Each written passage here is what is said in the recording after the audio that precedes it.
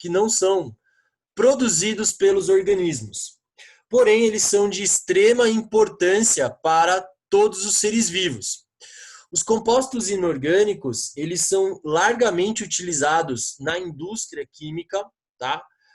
Na produção de materiais que são importantes para o nosso cotidiano. E nós temos alguns compostos, né, que fazem parte, inclusive, do nosso dia a dia, tá? Então, esses compostos, eles estão associados às ligações químicas, ok? Esses compostos, em sua maioria, não são formados por carbonos. Por quê? O carbono, ele é a estrutura, ele é o átomo responsável pela característica desses compostos que são dos organismos, chamados de compostos orgânicos. Então, essa é uma característica bastante importante. Já os compostos inorgânicos, tá? Eles não têm essa relação, porque eles não são fabricados pelo organismo, tá? Porém, eles existem na natureza, tá? E essa forma com que eles se relacionam, ou seja, a forma como eles se encontram e se organizam, permitem uma estruturação mais eficiente. Então, quando eu falo de substâncias orgânicas, elas apresentam átomos de carbono, tá? Chamados de cadeias carbônicas. E elas podem estar ligadas ao hidrogênio, oxigênio, nitrogênio, enxofre e fósforo, tá? Então, isso é uma cadeia orgânica. Lembrando, então, cadeia orgânica é aquela que eu apresento carbonos. É carbonos, não é carbono. E as inorgânicas são aquelas cadeias carbônicas que não apresentam, né, cadeias carbônicas em sua estrutura. Ou seja, eu não tenho ligações químicas em que eu tenho 2, 3 carbonos ligados, tá? Eu também costumo falar que cadeia orgânica é aquela que tem relação com o organismo. E que cadeia inorgânica é aquela que não tem relação com o organismo. Ou seja, o organismo não é capaz de sintetizar, tá? E por esse motivo, as reações químicas que nós estudamos com essas substâncias são chamadas de reações inorgânicas, tá? Bom, primeiro, o que é uma reação? Uma reação química é uma alteração na estrutura de uma molécula. Ela era de um tipo no começo, e aí quando ela sofre essa alteração, ela forma uma outra molécula. Só que aí fica difícil você falar, ela era assim e ficou assim. Então, como a gente fala? A gente fala em reagente, que são aquelas moléculas que vão participar dessa alteração, e o resultado dessa alteração a gente chama de produto, tá? Então, toda reação química ela é formada por reagentes e por produtos. E essas reações, para eu saber que existiu uma reação, tem 3 fatores que determinam para mim uma reação, tá? A primeira é a liberação de gás. Então, por exemplo, a digestão ela é uma reação química? É. Ela pode liberar gás? Pode. Então, se liberou gás, é reação. Se mudou de cor, é reação. Tá? Então, se eu tenho vou dar um exemplo para vocês. Eu tenho uma reação. Cozinhar o ovo. O ovo, quando eu cozinho ou frito, a clara é transparente. E aí, quando eu aqueço, ela fica branca. Né? Não a gema do ovo. A gema do ovo é amarela. Então, quando ela era transparente e ficou branca, ela sofreu uma reação, tá? Uma reação, por uma reação química, por uma ação física. Por que ação física? Porque você injetou calor, tá? Então, mudar de cor, liberar gás, tá? E liberação de calor são 3 fatores que determinam que ocorreu uma reação química, ok? Então, essa reação química ela é fundamental. E outro detalhe que é importante, a reação química, tudo que entra numa reação, ela sai, tá? Não sai a mesma coisa. Quem falou que uma reação começa e termina, né, que a quantidade que entra é igual a que sai, foi um cara chamado Antoine von Lavoisier. O Antoine Lavoisier, o que ele fala?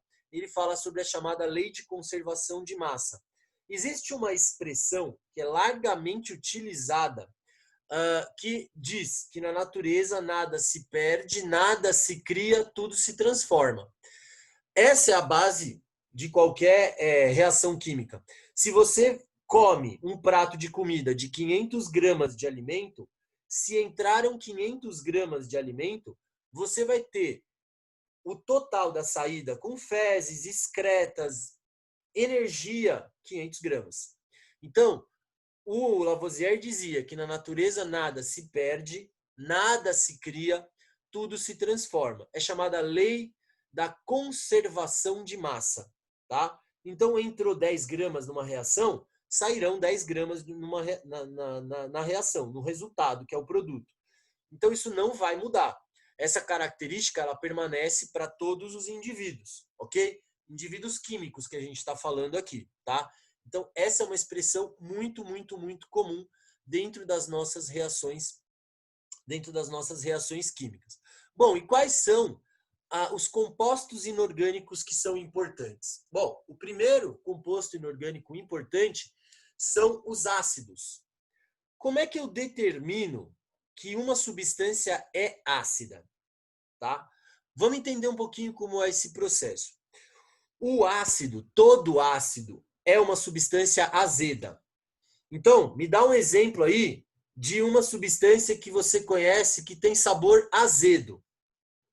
Quem se arrisca a me escrever? Limão, que mais, Pietro? Então, limão é uma. Abacaxi, que mais? Laranja.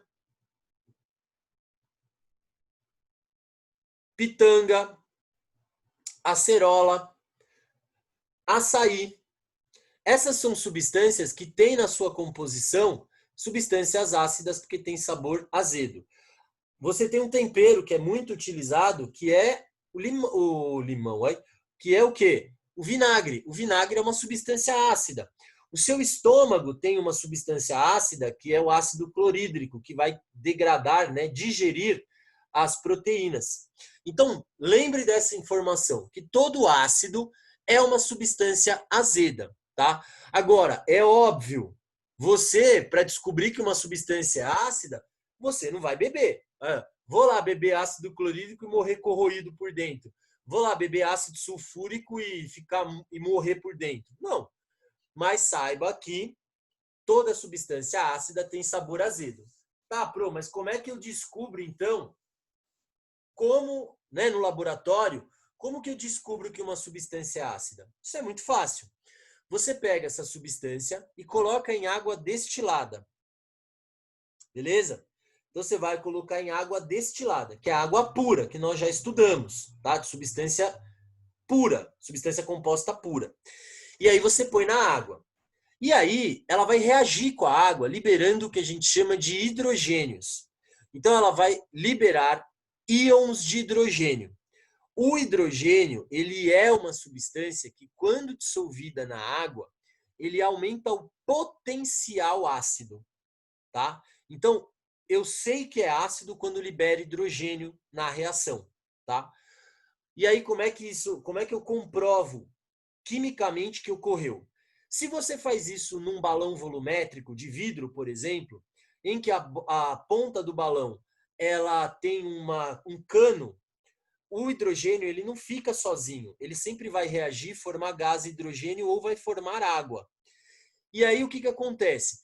Esse hidrogênio ele vai se ligar ao outro hidrogênio e vai formar o gás hidrogênio. O gás hidrogênio ele é muito explosivo, tanto que o Sol é formado por gás hidrogênio. E o contato entre os átomos de hidrogênio, entre as moléculas de hidrogênio, provoca o que a gente chama de explosão solar, que produz luz. Tá? Então o hidrogênio ele vai ser liberado, ele vai ser capturado por um cano, tá? E vai reagir formando o gás hidrogênio. Esse gás hidrogênio formado, o que vai acontecer? Se você tiver uma faísca, vai produzir fogo. Então, para você saber que formou um gás, o gás hidrogênio, você faz o quê? Você coloca uma chama ou uma faísca e vai saindo pequenas explosõezinhas, tá? Ou vai sair uma chama constante, tá? Então você sabe que aí aquela substância é ácida, tá? E todo ácido, ele vai, quando formado, né? O ácido ele pode ser um ácido formado por um átomo e o hidrogênio, que a gente chama de hidrácido, que é o hidrogênio ligado a um não metal. O que é um não metal? Tabela periódica. Não metal, cloro, enxofre, nitrogênio, tá? Substâncias, iodo, bromo, substâncias que são da tabela periódica da família 6 e 7A, tá? Lá da tabela periódica. Então, isso é um ácido. Nós temos dois tipos de ácidos. Os hidrácidos, que é o hidrogênio ligado a uma substância, não metal, principalmente, tá? E nós temos os oxiácidos, quando o hidrogênio está ligado com o não metal e o oxigênio, como, por exemplo, o ácido sulfúrico, H2SO4. Então, o S, que é o enxofre, tá? Ele está entre o hidrogênio e o oxigênio, tá? Então, essa é uma forma de você identificar. E também a gente tem aquela característica, a gente descobre qual é o tipo de ácido. Se o ácido é muito forte, significa que ele libera muito hidrogênio. Então, por exemplo, o Pro vai dar um exemplo para vocês. Em laboratório, a gente precisa tomar muito cuidado em química, em laboratório de química. Por quê? Porque existem substâncias que se você não pode jogar água. Então, ácidos, por exemplo, são substâncias que você não pode jogar água. Porque se você joga água, ele vai potencializar a liberação de hidrogênio. E aí o ácido vai ficar mais forte. E eu vou contar uma história para vocês. Num colégio que eu trabalhava, a professora de química, ela estava dando aula no laboratório e estava usando ácido sulfúrico. Gente, o ácido sulfúrico, ele é muito perigoso, mas ele é muito perigoso mesmo. E aí o que aconteceu? Um aluno, sem querer, óbvio, foi um acidente, um aluno derrubou ácido sulfúrico na mão e queima. Causam queimaduras muito graves, queimaduras de 3º grau, que é aquela que deixa até o osso exposto. E aí o aluno do lado, colega de grupo dele, ao invés de chamar a professora, jogou água. Como a concentração de ácido era muito alta, era muito pesada, era o que a gente chama que tinha um alto potencial, o que aconteceu? Quando ele jogou água, esse potencial aumentou. E aí queimou ainda mais. E aí, rapidamente, quando a professora viu, ela tinha em cada mesa, né, em cada bancada, ela tinha na frente bicarbonato de sódio. Bicarbonato é uma substância básica, que eu já vou falar um pouquinho sobre ela. E o ácido e a base, eles reagem. Então, há uma reação química de neutralização. Então, ela rapidamente jogou bicarbonato, né, que é talco, jogou talco em cima da mão do garoto para minimizar a queimadura. Mas queimou e queimou pesado. Né? E a professora ficou toda preocupada, chorava, mas foi um acidente. Então, em laboratório, na aula de química, precisa tomar muito cuidado, porque se a substância é muito ácida, né, não pode brincar. Então, laboratório é um perigo, tá? Como assim, Isa? Não dá para dissolver ácido? Dá para dissolver, sim. Ele é hidrofílico, ele tem afinidade com a água. Dá para dissolver. Você não consegue, por exemplo, misturar água com vinagre? Você consegue. Só que aí ele vai ficar mais ácido, entendeu? Porque ele vai liberar mais hidrogênios. Isso é uma questão importante, tá? E esse potencial de ação, né, do ácido e da base, ele é calculado através de um índice chamado pH. Quem tem aquário ou conhece aquário e piscina, essas coisas, nós temos um controle disso, que é um aparelho chamado pHmetro, tá? Então, em laboratório, ácido não pode cheirar, não pode pôr a mão, tá? Tem que fazer um uso com muito, muito, muito cuidado, tá? Tanto que, galera, pode passar limão, por exemplo, chupar limão e ir pro sol? Vocês sabem disso, né? Não pode, porque o ácido reage com a radiação solar e causa queimaduras de 2º grau. Então é muito, muito, muito perigoso, tá? Já as bases, tá? Que é um outro composto inorgânico, já as bases têm sabor adstringente. O Pro costuma falar que sabor adstringente é aquele que amarra a boca. Então, dá um exemplo, por exemplo, eu uso muito com frutas, porque é muito mais fácil. Dá um exemplo para mim de frutas que diminuem a quantidade de saliva na boca. Vamos ver se vocês acertam. Frutas que diminuem a quantidade de saliva na boca. Vamos ver se vocês conseguem acertar. Manga. Boa, Felipe. Que mais? Maçã, banana. Perfeito. Essas são substâncias que amarram, elas apresentam na sua composição química lá da banana, da manga, do caju, Nossa, minha mulher adora o fruto, eu esqueci o nome. Fruta do conde, eles têm substâncias chamadas de base. Como eu falei para vocês, enquanto no ácido a substância principal é o hidrogênio, na base a substância principal é o OH. O OH é um íon, tá? Chamado de hidroxila, tá? Um detalhe, no ácido, as ligações químicas são do tipo covalente, tá? Aquelas de compartilhamento de elétrons. Nas bases, as ligações são com metais, portanto, são ligações iônicas, ok?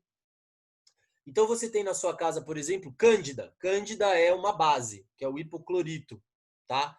Então, a cândida é utilizada para limpeza, o sabonete, o detergente, todos eles são soluções, são substâncias básicas, tá? Que tem por característica a liberação de OH, na forma de um íon, que a gente chama de hidroxila, tá? E aí você tem, por exemplo, quando você está com azia, o que você toma? Quando a galera está com azia, o que toma? A mãe sabe. A mãe de vocês, certeza que ela sabe. Não toma água, João. Piora. Se tomar água, piora. Não, engove é para cachaça, cabeção. Leite, nem pensar. Eno, grande Jean, grande Mateus. Etanol não, né, João? Pelo amor de Deus. É sal de fruta. Então, assim, o eno, o que é o eno? Na verdade, não é sal de frutas, tá? Não tem nada de fruta. Mas ele é o quê? Ele é uma substância que inibe a ação do ácido. Então, o ácido e a base, eles brigam. Quando eu tenho ácido e jogo uma base, eles vão reagir. E ao reagirem, você tem uma neutralização. Então, é uma ação importante. Então, as bases, elas são fundamentais, usadas muito em produtos de limpeza, que é uma coisa bastante importante, tá?